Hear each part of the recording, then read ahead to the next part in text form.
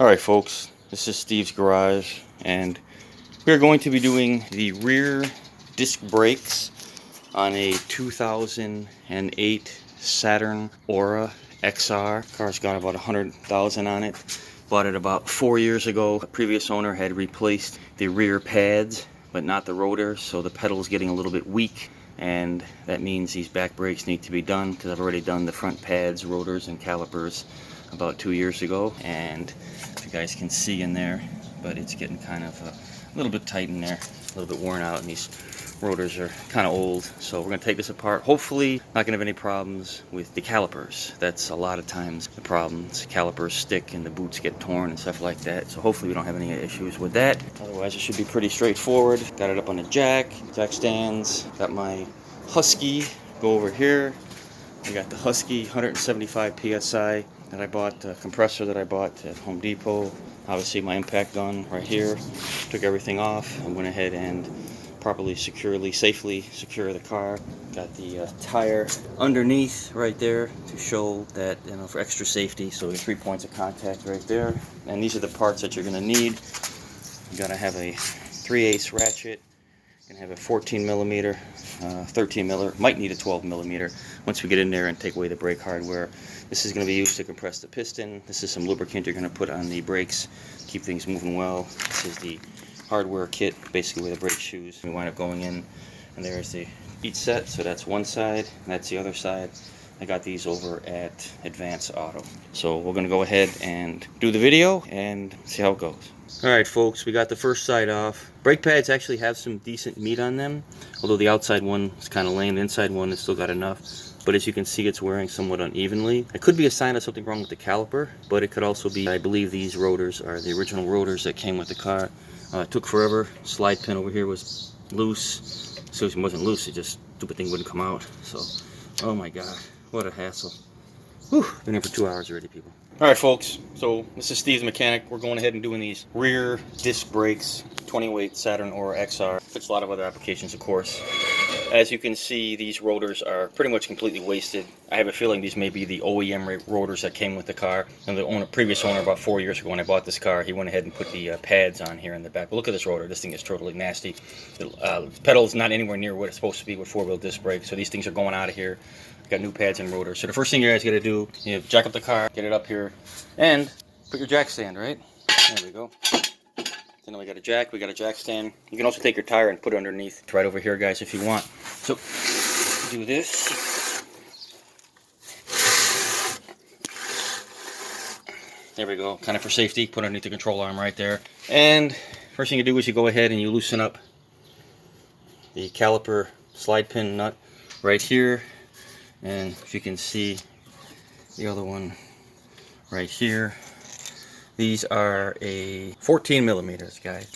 You're going to have to use an extension to get in here. It's a little bit tight. I've already gone ahead and pre-loosened things. So you guys see here is, this is the slide pin. You see how it's rotating here? So if you kind of hold this right here with your fingers, get that. And once it comes totally loose, you should be able to take it out by hand, but not always. There we go. Yeah, so it is still a little bit tight, but there we go. Okay, there we go. Because this piece here is the part of the slide pin, so if that spins, obviously, that can work. And then you do the same thing with the one down here, guys, see? So this one comes out real nice. There we go. We could possibly put some Loctite into these, but I don't have any Loctite, but we'll just tighten them up real good and that'll be good. Bolt looks pretty good shape. I think when the guy did these pads, he may very well have replaced that pin, because on the other side, they were totally wasted. Now it's still spinning, right? Good.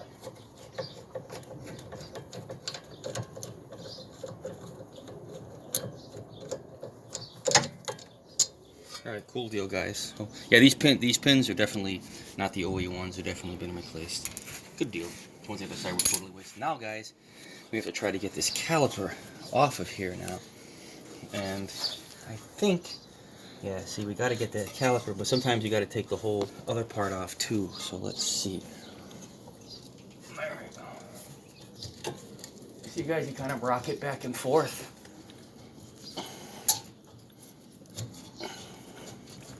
And there it goes. Now this piece right here, guys, this is the emergency brake. This is the e-brake, which on the rear discs connect to the caliper here. And this is your caliper. Now what we got to notice, guys, is you see the orientation right here on the piston within the caliper. See these notches here? We have to keep these notches exactly the same, because when you go to put them on, you have these notches on the pads on the inside and the outside. And what happens is these notches right here, they have to line up with that, and they kind of go inside that. If they don't, and when we put this piston back in and we don't put it in properly, it's going to be out here and it's going to hit this, and the caliper is not going to fit. We did that on the last side, and the last job was the caliper push-in from hell. We have a special tool, and when I get to that point, I'll show you guys how to do that. So you have to hang this here. In this particular case, guys, the caliper can kind of just hang here because the e-brake is going to go ahead and do it, so that should be good. Now, probably have to get a screwdriver, pop these old pads out. I'm gonna go get a different screwdriver. Alright guys, so we want to take these brake pads out. These brake pads are really stuck in there good. You can see, look at these brake pads, guys. Can you see that? Wow, pretty much annihilated at this point. Yeah, this outside pad is pretty much non-existent. I wonder why the car wasn't stopping anywhere near. The inside one is still okay, but the outside one is totally wasted. So we're gonna try to pop these pads out of here like this.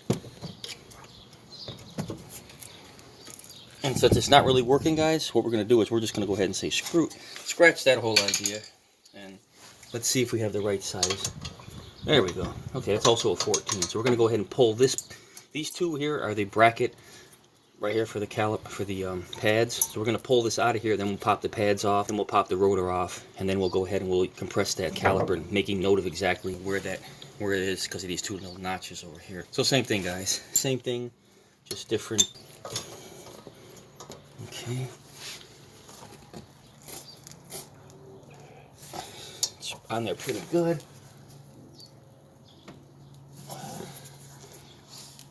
There we go. Don't loosen it up all the way, guys, because you do then you're gonna have a hard time with the other side. But always, a lot of times what you find, guys, is these, oh my god, these things, they get stuck on there. Even though it's a 14 and I have a 14 on there, they always seem to get stuck. Come on now. Sometimes you have to reverse it and go back the other way. Alright guys, so now 13 millimeter. Go ahead and loosen that one up. I'm going to go here. Try it without an extra breaker bar. Not so bad. As you can see, guys, it pretty much holds the whole thing in. But these brake pads and this rotor are pretty much completely shot, guys. I've had this car for 4 years. I replaced the front brake pads, rotors, and calipers a couple of years ago, and then right now we're doing the second. This is the passenger side. Did the driver's side a couple of days ago. That was a real bear. One of the bolts holding the caliper slide pins on was not wanting to come out very well. I was out there for quite a while on that one. So far, this one's working better, except the fact that this stuff is all stuck together, but once we take this off, it'll be okay.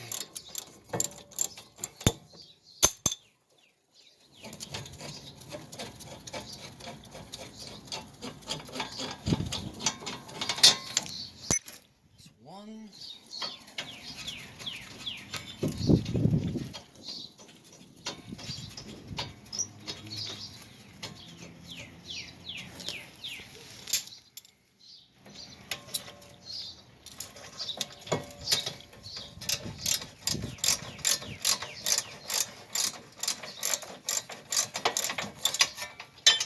And two. This whole setup is just gonna come right off, guys. There's the old rotor. Look at this. Look at the rotor, guys. Look at that. Oh my freaking lord. And these are the notches I was telling you about, the pads right here, guys. So what happens is, if we don't have, see over here, we're gonna have to leave this, see the way this is lined up over here? These two notches here and this one here in the middle are gonna have to line up right inside here. So they're like right here. If we put this in a different position, then this is higher than this. This is lower and this is higher. And then this higher part is going to wind up hitting these, and you're actually not going to be able to fit on the caliper. So I'm guessing since we had these pads on here and it was working, that we're just going to go ahead and try to put it in the same position. Probably this position is what, 3 and 9 would be here. So this would be about 4 and 10, right? That's about a 4 and 10 o'clock position. So when we go ahead and we screw this back in to compress it in, we're going to leave it at the 4 and 10 position and hope that we're going to be okay with that. So guys, this is what you do. So basically this rotor is total garbage. Obviously we don't need that. But what we got to do, you got to get this whole setup off of here, And this is giving us a freaking crazy ass hard time here. Look at this guy. This is nuts. I mean, this should be able to, these should pop out, these brake pads literally should pop out of here.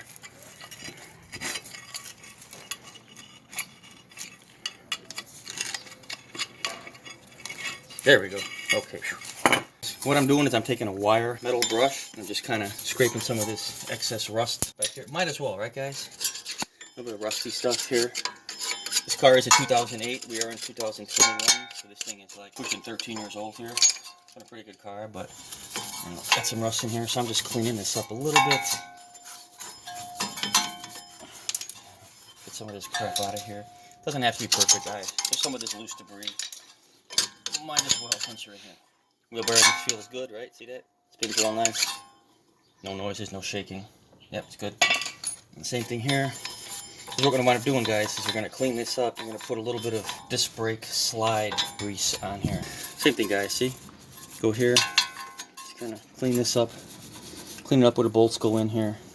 You know, 13 years worth of rust, corrosion, a little bit from the salt and stuff like that, right, guys? So that's good. Alright, so that's good. Alright, let me go get that slide stuff. Alright, guys, so we're trying to get these pads out of here. This was a different brand of brakes before. Had these backing plates that kind of come off at disintegration.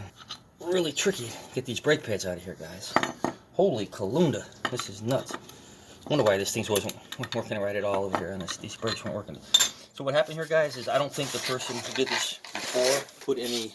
See, guys, you put this Sil Glide brake lubricant. You're supposed to put that everywhere inside the slide pins here, along the edges here for the brake pads, so the brake pads can move properly. As you can see, this brake pad is completely shot. This one's sort of halfway decent. So what happens is the brake pads are getting compressed, if you look, and it wasn't sliding back and forth here. So it was constantly rubbing up against the rotor. So now what we have to do, I'm going to try to get this thing out of here. And I don't have a hammer with me, but yeah, I'm gonna have to go grab it. I'm gonna have to grab a hammer, guys, and get this out of here. Maybe spray a little WD-40, something similar to that, whatever it's called, PB Blast. Alright, guys, so we're back here. We have to go ahead and try to get these pads out. As you can see, the previous owner, when he put these pads in, he did not put any grease in here at all. So you can see the difference between this pad right here and right here. And clearly what happened was this pad right here, this would be the inner pad. Is inner pad? Yeah, it's the inner pad. And it got completely worn out. It's pretty much nothing left compared to the other one. The other one actually still has plenty of pad left on it. So basically, he didn't put any slide glide, and it just went ahead and got stuck in there. So now we're going to try to get this thing out of here. So what we do is we'll go ahead and I don't have a whole lot of this stuff left in here, I think. I'll put another can pretty soon, but hopefully there's something left in here, right? Go ahead and get that. Let that stuff work. So we got to bang this out. There we go. I got the one pad out. Oh, and also, guys, the way it works is when the rotor is here on the back part, this part right here is going to be on the down part, right here on the inside. I'll show you guys when I put it back on here. And this is what you have to be aware of, guys. See, this one right here, see the way the pad is, see, it's put in like this, and then the caliper, it goes on this side here. So you have to be aware of how this is lined up. So that's going to be lined up like this. See how it fits in real nice? The reason it fits in nice is this piece right here. This piece right here, guys, goes in this little center hole right here. And these two pieces go on the outside of it, so it fits in there real nice. If you put this in the wrong place, then this piece here will still line up with that, but these two pieces here won't line up with this, and since this is probably about 4 or 5 millimeter difference here, these pieces will hit this, and the caliper, you will not be able to fit it over your brakes. I found that out the hard way on the other side. We got that one out. Now wait.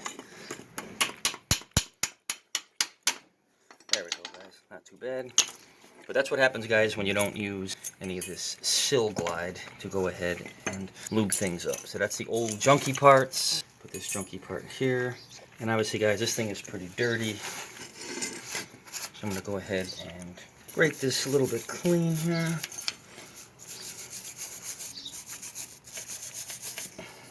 You want to have a nice, clean surface when you put your new hardware back in here, right? That's good with that. But then what happens, guys, take your brake pads, and then what'll happen is this These are the retaining clips that you're going to need to put in here. Always replace these retaining clips, people. You can see these retaining clips are slightly newer, so that tells you, yes, this person did put these clips on when he put the pads. Unfortunately, he put absolutely no grease on there, which is why these pads got stuck, which is why that pad is completely wasted, and this one here is not looking so great either. So, yeah. Didn't do a complete job when he did it, even though he did new retaining bolts. So we have those on here. And next thing we gotta do is we want to glide up these. These are your slide pins. This is what helps your caliper move back and forth as needed, because you don't want your calipers getting stuck. So I always take these out here, clean them, make sure the boots are good, and clean this. It actually has some grease in it, which is not so bad, but might as well. A little grease on here. Got to keep things moving inside here, guys. It's in here. See the rubber boot right there? You want that to snap over it. There we go. See? So that rubber boot snaps over the edge right there. So now it's all sealed up. See? Now we can have some good grease, good lubrication going on in there. So that's going to keep that moving. Take this one here, wipe up some of this old grease here. I mean, he did seem like he actually did maybe put some grease in this one, in these things. For some reason, he didn't put them everywhere he needed to be. You don't have to put a ton in here, people. Just enough to get it lubed. In the slot, same thing again, guys. As you can see, I'm pushing it in there. I'm gonna pull this over. There we go. You see? That's over. See what happens, guys, when the caliper gets compressed, breaks, and see how this does? It does this, it releases. So the caliper actually kind of slides back and forth, guys. It's hard to kind of explain, but the way it works is it kind of slides back and forth like this on the car. So that's why these slide pins kind of have to do the work that they do here. They have to be able to be moved. So that takes care of that. So I don't need that. Oh, actually, we need a little more of this stuff, guys. Some people will put different kind of glue over here, but you can just do this right here. Put this right in there. See? Get this in here. You gotta have this grease in here, people. I can't stress the importance. You have to grease all the moving parts here. And if you don't put some of this grease in here, then the pads can get heated up and they can literally get stuck. Even though this is aluminum, and this piece right here, it's obviously dissipates heat much better. But still, if you don't put this stuff on here, you could have some problems. And the main problem you're going to have is your pads are going to get stuck.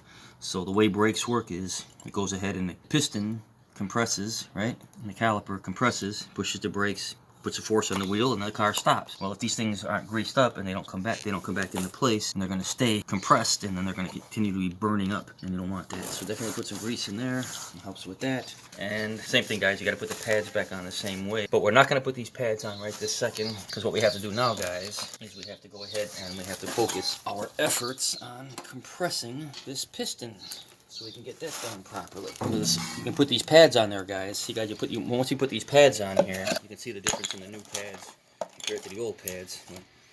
Twice as thick on that one, and probably 3 times as thick on that one. It's not going to work, so we're going to have to do this. Let me go ahead and go grab that tool. All right, guys, so we have, this is a Power Build Kit 48. This is what it is.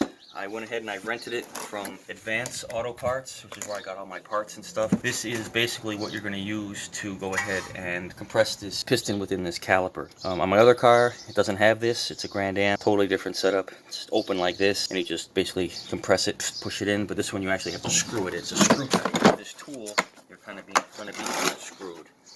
So what I know from experience on this particular vehicle is we're going to use this and this are the only 2 things that I'm going to need.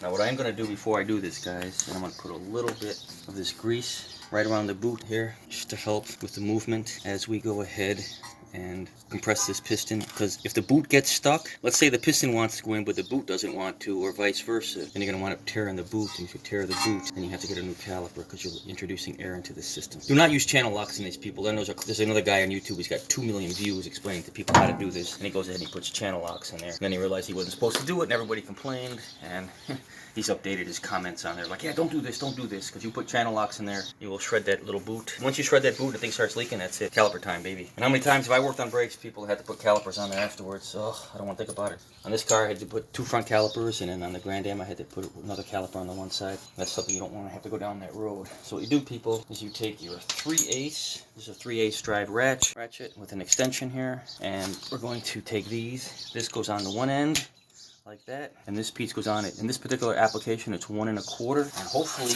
I'm going to be able to do this and get this thing to turn. But before we do that, if I try to turn it manually right now while I'm holding it, I'm going to have to put too much pressure with 2 hands and it's going to be moving back and forth. So what I'm going to do is grab this and put this caliper brake pin thingamading back on here. Because you have to have a way to hold this caliper to stop it from moving. So that is the way that goes on right there, right people? Yes. So do that. Grab this pin. So all I'm doing right now, people, is I'm just putting this back on so we can hold the caliper in place while we compress it. Otherwise, you're trying to compress it and you literally need 2 hands to compress it, and there's no way to hold this thing in, so you just might as well do it this way here. And of course, there we go. That's gonna hit that. That's gonna hit that. It looks like, right? Yeah. That's no good. That's gonna hit that. Is that hitting that? So maybe that's hitting that. So maybe what I want to do is I want to take this one out, because maybe this one is a little bit smaller.